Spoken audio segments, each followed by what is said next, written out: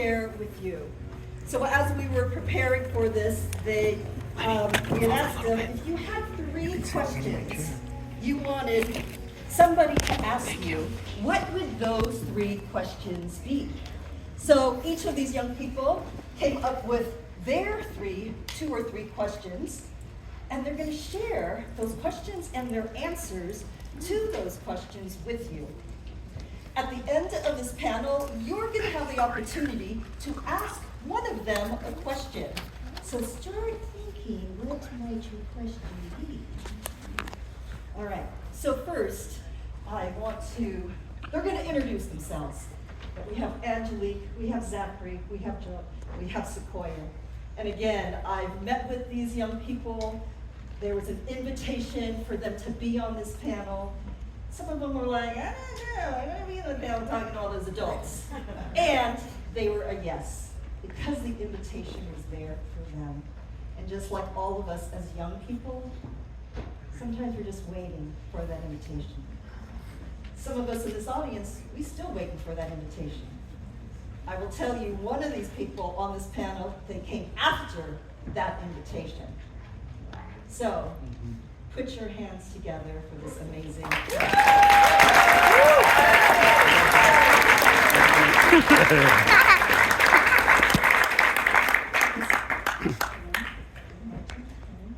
guess it's my turn to speak now.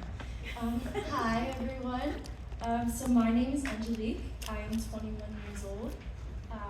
I would like the rest of the panel to go ahead and introduce themselves, so go ahead. Hello, my name is Zachary Kotsis. I'll be 14 tomorrow. And yes, Amy is my sister. I'm Janeja, and I'm 18 years old. I'm Sequoia Potterai, and I'm 12 years old. Boom. So we have a few questions today. There's a few that we'll be all answering, and then a few that everyone will be answering on their own. So let's get started. So the first question is, what does being mean to you, and how do you practice it as a young person? Sure. Being means to me, it's both an open door to new possibilities, and it's also a shield to block any incoming hardships that I don't want to face. To me, being means to be my authentic self, no matter the circumstance, and to not conform into society's pressures. Being to me means that you block out all the negativity from other people that impacts your life and just leave it behind.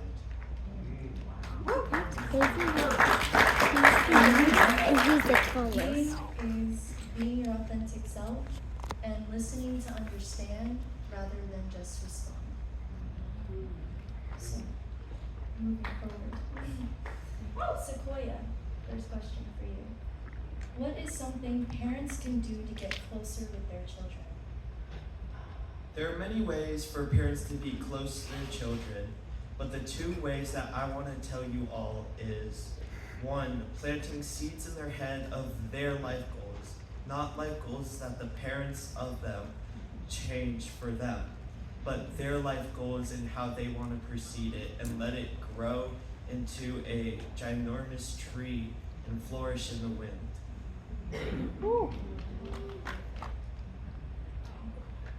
Next question, Zachary. How do you use your document in your everyday life? I use my document, so for those of you that don't know, me and my family have been doing something called schooling for now. This is our 3rd year. For those of you that don't know what that is, we like to think of it as us figuring out whose we are, which is God, who we are, which we claim in our document, and what we are here for. Each morning, in something we call morning time, the first thing we do is proclaim our document to each other. So we all know most of each other's documents, and we can say most of them to each other. I have one example to share where me and my dad were in the car on the way to basketball, and he was like, is there something that you would like to do differently in this game today? And we talked about it, and I decided I wanted to create a new document. So we talked through that, and we created this document. I am the dribble master, and no one can take the ball from me. I went on to have the best game of that season.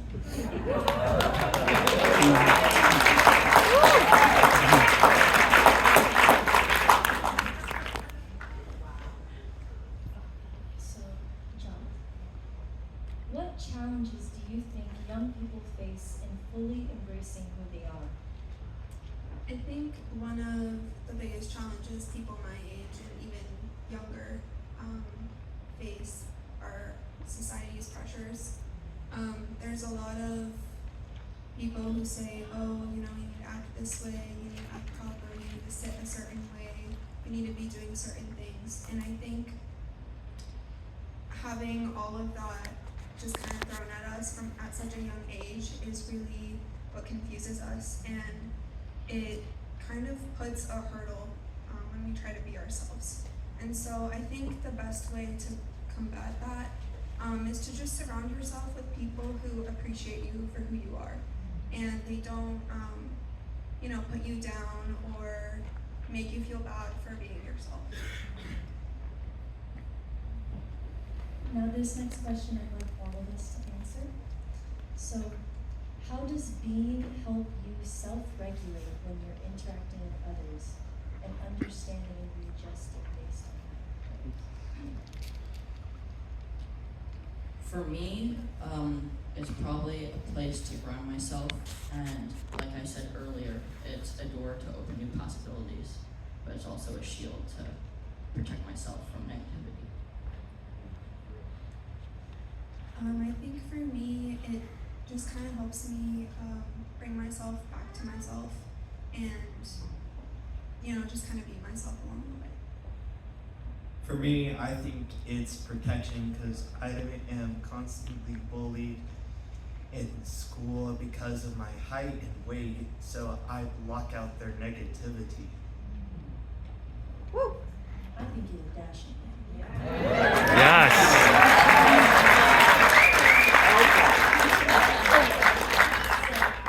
For my answer, I would say just being able to understand people, not take things personal. Everybody has their own things going on, and so sometimes when people are being mean, they're not really being mean to you. You're being mean to themselves for not being able to be kind. So, that's my answer. Yes. Okay, so moving forward, Sequoia, what are the most important emotions to express? Personally, I think joy and sadness are the most important emotions to express throughout your life. Joy, because if you don't express joy, then others will think you're kind of like soggy, boring, and don't appreciate them. But joy also shows you that you can be happy with people and you feel comfortable around them and you just think highly of them. Sadness, I feel like, is the yang of joy, because when you express sadness, you show a side to people that they may have never known of you.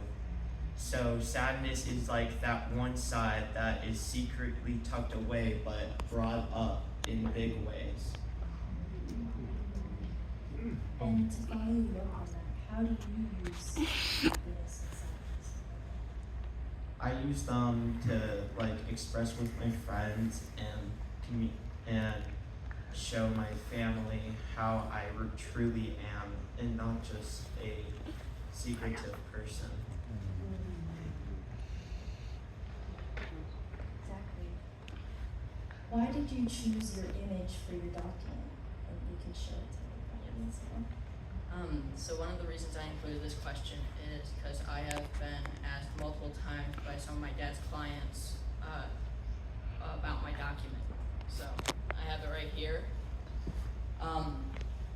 On my right hand side, I have a picture of a scarecrow, which is me without my document. I'm hollow and scared and just a shell of the human that I am. And then on the left, I have the Vitruvian Man by Leonardo da Vinci, which is what I believe to be the whole and true image of the man and God's image that I can live off of.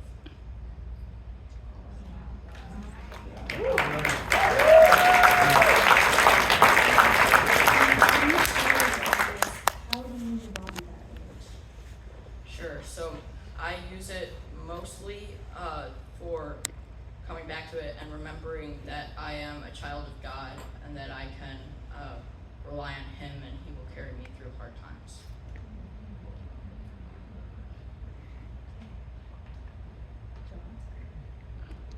What do you do to stay connected to your true self when facing outside pressures?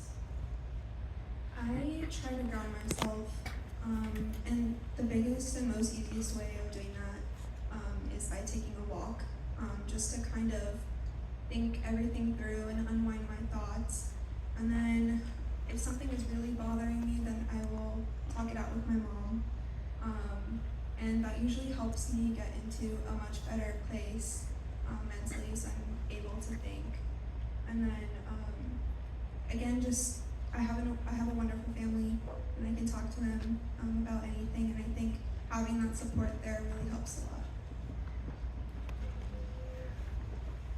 So with this question, I'd like to ask everybody as well. How does being help you understand or work through traumatic experiences?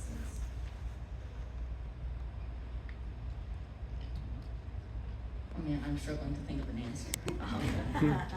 I can go for you. I think it helps me when in traumatizing moments that I can come back to myself and remind that I'm a true being of God's creations. I think the biggest thing with being is realizing that there's always challenges, and we're all humans, so there's struggle sometimes, and sometimes we're flourishing. And so I think just keeping that in mind really helps through those traumatic experiences. This is when I look back to my document and I remember that this is when I am a child of God, and that also this is that my being is one and the same with me. We're not separate, and that's not recommendations. That is who I am, and I live through that.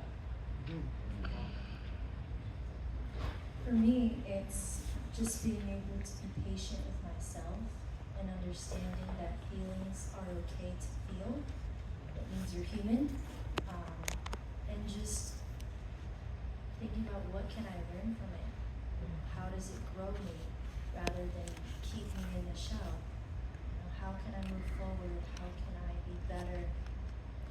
And how can I just appreciate what I have right now? So next question, I'd like to circle back to Sequoia's question from earlier because I love it, and I would like us all to kind of give the audience their own answer, is what is something parents can do to get closer with their children? I believe the simple answer would be spend time with them. Obviously that's not hard. That's obviously not always easy, but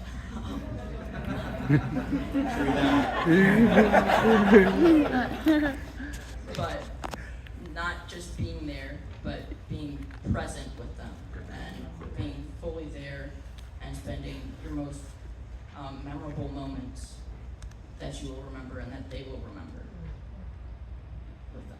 I think kind of going off of what Zachary said, spending time with your children is very important. It's how we get nurtured. And so that helps us later on when we're older and get into new relationships and meet other people.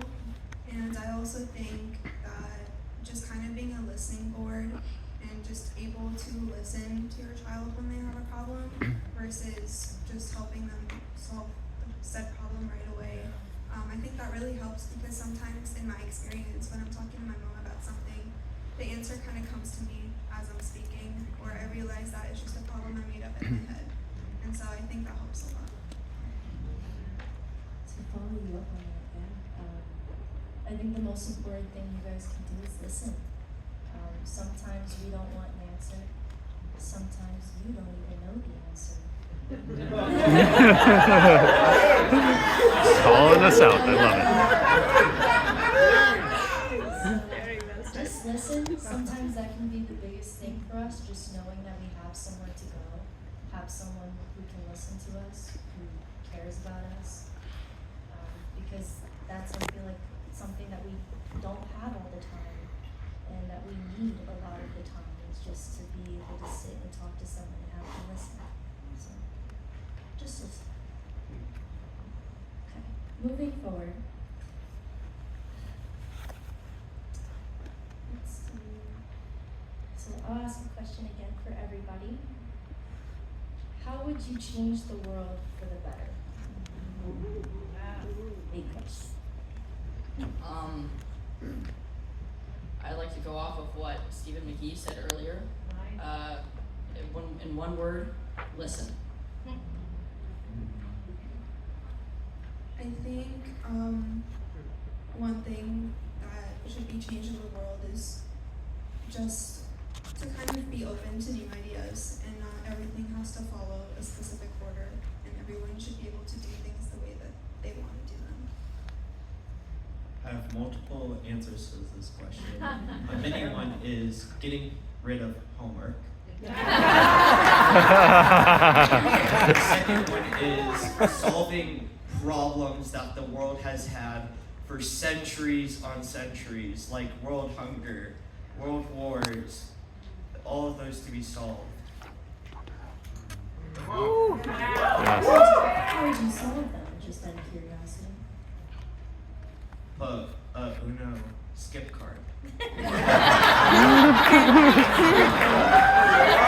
An Uno skip card. Wait, what did she ask? How would you solve world hunger? So you skipped, I guess that's my turn now. I love it. I think something that we all experience here in this ultimate experience, which makes this the ultimate experience, is the love and the kindness we feel from every single person in this room. If there's judgment, it's good judgment. You know, it's using judgment with a purpose. I liked when Steve said that, the first ultimate experience I attended last year, of just, there's always going to be judgment. If you're going to have it, use it for positivity, use it for good.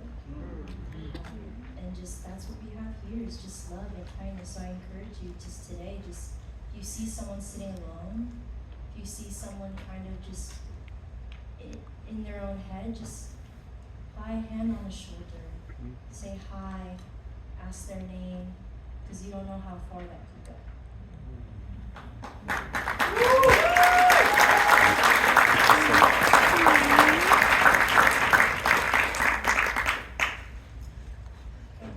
So one more question for everybody. How do you feel being has changed your perspective of yourself and others?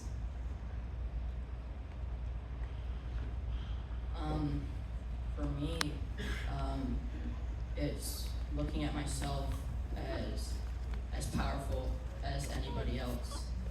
I remember last year at the Ultimate Experience, at first I was like, oh my gosh, all these people are like talking on a stage to 300 people, and now look where I am today.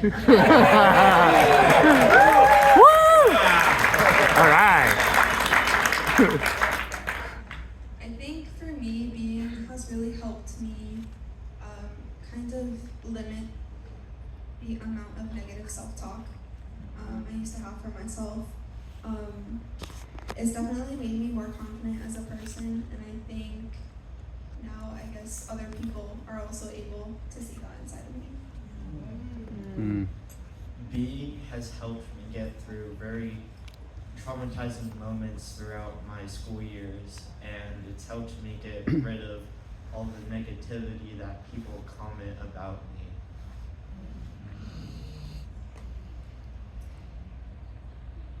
Being has helped me understand people. It has helped me understand myself. And that everyone has their own journey, everyone has their own perspective, and that's okay. Yes.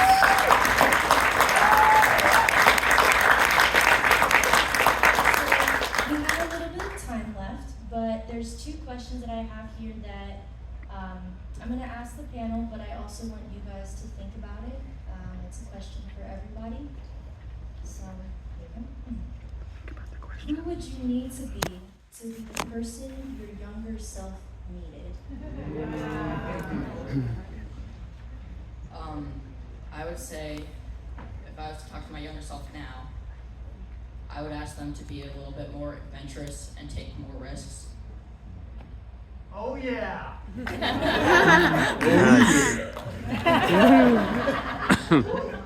I think I would kind of similarly ask my younger self to be more open-minded about new experiences and trying new things.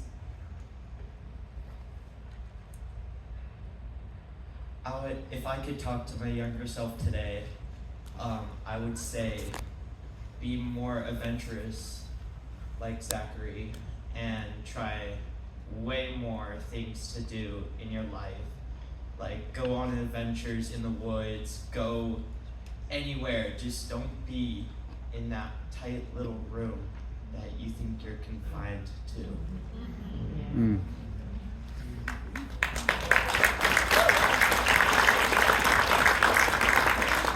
I would say to be the person I needed before was to be patient and to be loving and to understand it's okay to be myself.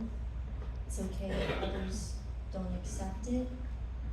I think when we're younger, we try to conform to what everybody likes. Because we want to be liked, we want to have friends, we want to be with the cool kids. And at the end of the day, I feel like that's what kills us inside.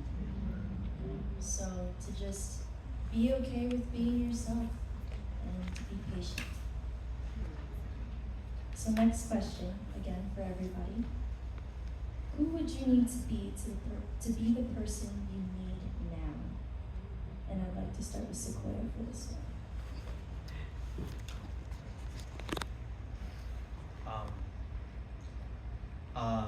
For the person I need to be now, I think it's my expansion of trying to develop new habits and new goals and trying new things all the time, instead of like how I said about my younger self, and not being confined to that one little spot that I knew that I liked something.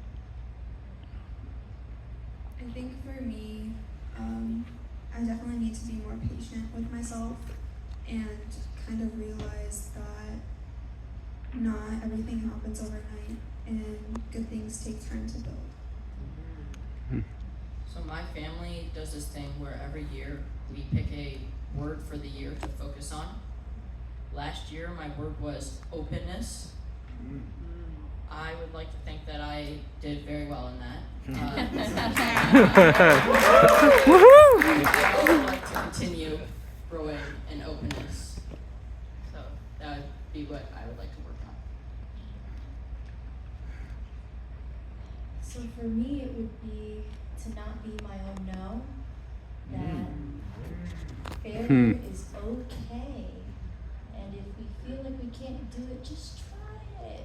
Yeah, if you can't, you learn. Yeah, that's my answer. I think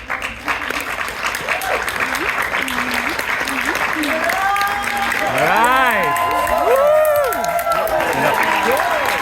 One more thing I would like to say.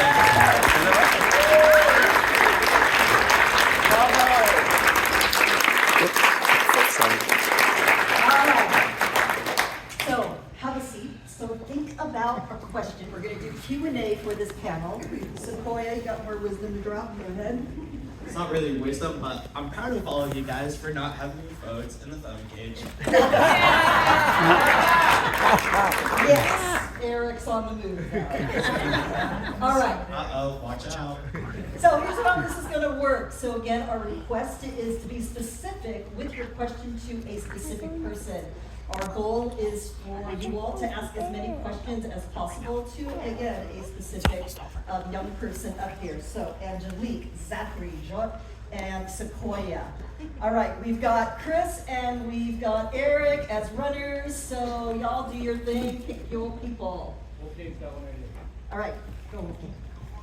I have a question of like all of you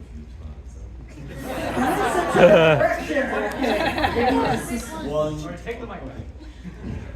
The question is, when something really went sideways and you're really bad, or your parents are bad with you, how to come best about to solve it?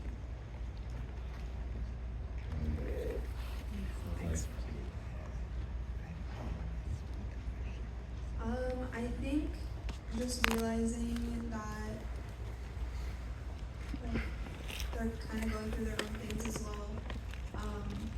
And so if I get like an off response or if it ends up turning into like a little bit of an argument, just kind of realizing that I don't know what's gone through their day, I don't know what's going on through their head, and just giving them that grace that, you know, I don't think it's me, it's just something inside of them that's bothering them. I use part of my the shield that I was talking about earlier, but also like Stephen McGee said, I would try to listen and understand. I would say that I realize that it's their first time living too, so they can't do it all, and to be patient and to maybe ask what's going on in their life, what's going on, how can I help, how can I be of assistance, because we're all going through something. I kind of agree with that too, and I listen like Zachary said, and I just try to help my parents with whatever they're going through, no matter what situation I'm currently or was in.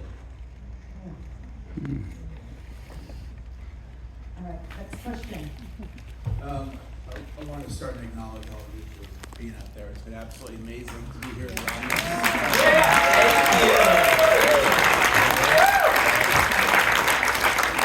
I'd like to know the parent or parents that you're connected to. Yeah. So if you guys could each share that, that'd be amazing. So I'm connected to the lovely Tanya.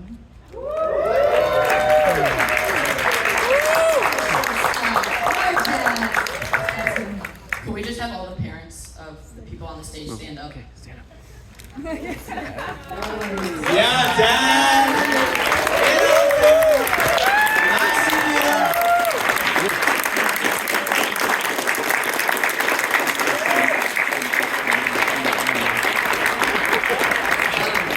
The two in the middle aisle right now are my dad and mom. Could you raise your hand? Right.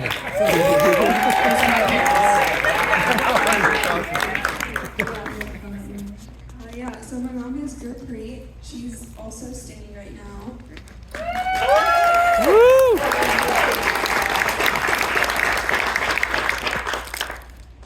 You know him, you love him. My dad is a lone provider. All right. Sitting in the front aisle, first row tickets. That's awesome. All right, who's next, who's next? This is for Zachary. What did I need to know when I was your age?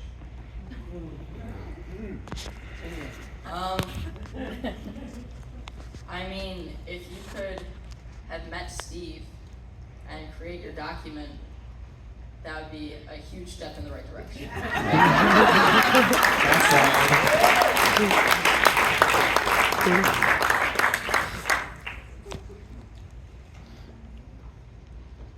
Hi, I'm Laura Lopez, and I want to thank you guys for being up here. It's super important to me. I work with a lot of youth, and they're just oftentimes so insecure that they're not comfortable enough to answer this question. So you are going to answer this on behalf of all others. And I can't direct it to one, so I'm just going to share the question, and whoever feels inspired and called to it, that would be wonderful. So I'm an energy healer who works also with a lot of adults who've lost their magic. And I really believe that as youth, we usually at some point in time in our lives feel like we have a superpower, right? Like we can part the clouds or walk on air or levitate or read people's minds, or you just have this knowingness when you're gonna get a text from your friend, or you walk into a store or building or down the street and you're like, I can totally feel my friend. I know they're around the corner, and boom, there they are, right? Or that you can literally make it rain or part the seas, right? And so if one of you can relate to this feeling of what it is that we as a society or parents or adults do to break that in you and cause you to forget that you have this power, because here I'm trying to bring everybody back to their superpowers, I would love to know that moment. And maybe you can think of it, and maybe you can't, but maybe you can just take a guess at that moment that was broken or lost. Or maybe you guys haven't lost it. Maybe you still have it. I don't know. But whoever feels inspired, I'd be grateful. So I'm going to answer this one. The way that happened to me is I'd like to consider her as my girlfriend. And I haven't seen her in many years, and driving here to be here with all of you made me think of her for I don't know why, but I can't sense her in my mind until I have to really think of it. And I don't sense her presence anymore. I'd like to answer the question too. First of all, I'm sweating up here, so I agree. It's not all, we're jittery, but I think for me it was in school, having to conform to when you can talk, when you can use the bathroom, what is okay to say, what is not okay to say, what to wear, what not to wear. I think a lot of it, it kind of just takes away that authenticity. It takes away, like if you're an energetic person and you have to sit for 8 hours a day, that is a lot. And some kids get labeled as not good kids just because of that. So I say those are the times when we force kids to conform to already being an adult before they are. I think that's when they lose that sparkle every time. I was going to say the same thing, but shout out to my mom and dad for taking all of us out of school.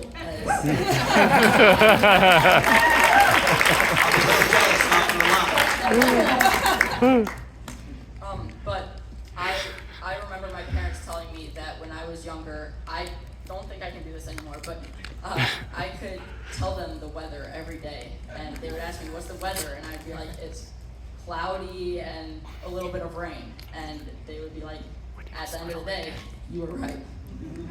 So I don't know what that is. Maybe it's just intuition, or maybe it's scientific. Maybe. Yeah, I definitely think that it's less something that happens with, or something that parents say, and more something that school says and your teachers say, and that kind of plays back into the whole idea of society and the pressures that you face from society. Let's go next question. I am Roseanne Higgins, and I don't know what's going to come out of my mouth. It's coming from my heart and my soul.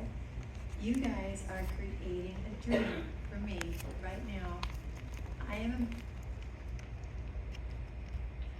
God sent me to introduce people who should meet each other and fall in love and have children and not get divorced. And the 53% divorce rate, I think, is something you guys can help us attack. I've wanted to do something with people under 18, and and I didn't know that you could be this articulate. And I don't mean a hit on that. I don't have children. I haven't experienced this. And I wondered what do you already know about relationships, and how do you reject or avoid or deflect the wrong people, and what makes them the wrong people for you, and what makes the right people for you. And if you want to, and would you be on an episode with me, my first episode, to explore this if it interests you? I have no judgment or expectation whether it does interest you.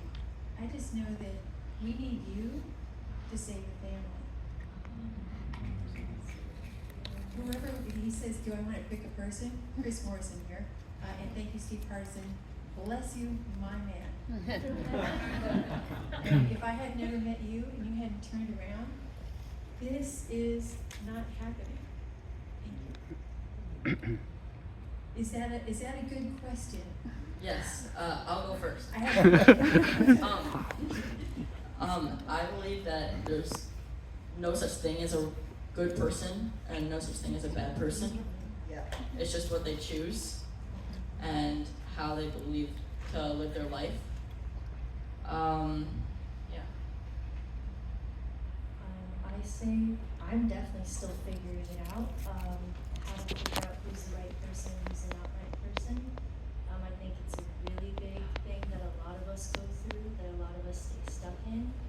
But I think the best thing is to listen to yourself, go back to who you are, and if this person isn't loving you in the way you need to be loved, then they're not the right person. Personally for me is in a bad person is when they completely just use you, don't acknowledge you, only use you for for who you are. No, not who you are, but what you are, and not who you are. And in a good person, I think, is they listen, they help, and they make sure that you're okay on all levels. I think a lot of, or at least my idea of a healthy relationship is based on the relationship that my parents have. And so I think seeing their relationship and how they work is kind of how I want to see myself in my own relationship. And so I think really it's just about listening to your heart, and eventually you'll find the right person. How do you feel about that podcast interview? I would like to. We should have all four of us on together. We have time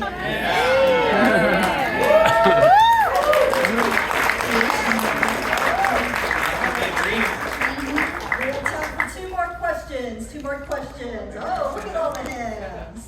So this is for Zach. Hi, I'm Sonia Ramirez. Hello. I have a 13-year-old son, and my question to you is, how did your parents motivate you to create this document? How young were you, and how did they motivate you to want to create this document?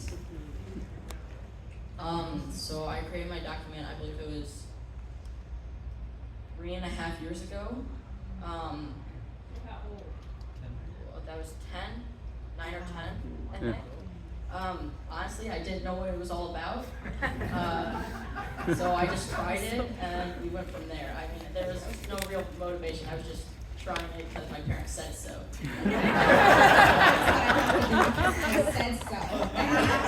Any other advice on how to motivate our children to want to? Not have to, but want to. Get them to choose to. I would say expose them to this kind of environment, whether it's showing them a recording or like showing them the Facebook page and seeing what Steve has been doing and what everybody in this room has been doing. I would say that would be the best way. I'd like to add on to that real quick. I'd also say just give them the space to write. Whatever it is, just let them write it. And Let's do the next question. Awesome job, really. Angelique, Zach, Janika, Sequoia, amazing. I'm the father of a 15-year-old freshman and an 11-year-old in 6th grade. The question that I have for you and for all of us is when you're faced with something out there in your world and you just feel that heat like a tea kettle boiling over, how do you deal with that? What goes on through your mind? How do you slow it down? How do you stop the thinking to a thought turning into something, a domino effect happening? I'd love to hear your thought on that. Is this for a specific person? It's for all of you that have something to say. Thank you. I kind of haven't felt that in a while, well, since 5th grade, but when that does happen, I try to focus on something peaceful or chewing on ice. Cools you down, I mean. I love the practicality. Something my mom always says is, when you feel something like that, push on a wall. And so when anybody's feeling like stressed out or like they're freaking out, we just shut the wall and you know that there's things more powerful than you. I would say I answered this question differently now than before.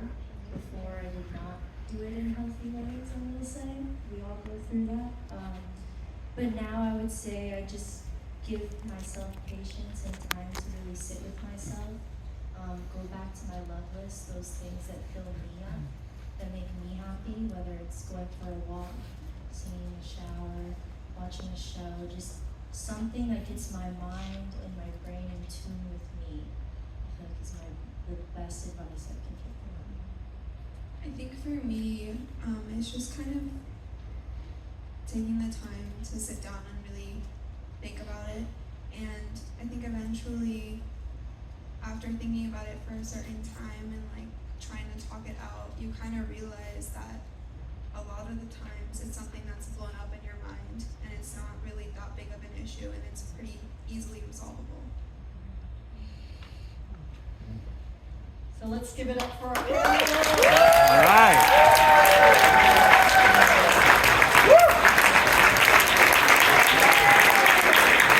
Nice job.